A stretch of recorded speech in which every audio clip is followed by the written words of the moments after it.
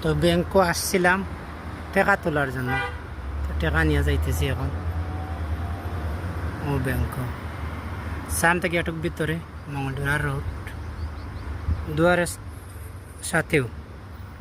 তো টাকা লইলাম আগে খিচুর মধ্যে, ঠিক আছে। এই বেগের মধ্যে খাফড়ার বেগের মধ্যে টাকা নিছি, লই এখন সইডা যাইতেছি। দোকানও বেশি দূরে না, ঠিক আছে। ওই দোকান দেখা যাইতেছে, দোকানের টাকা এখানে বাংলা মানে 5 লক্ষ টাকা হইব। এইরকম আত করে নিয়ে যাইতেছি।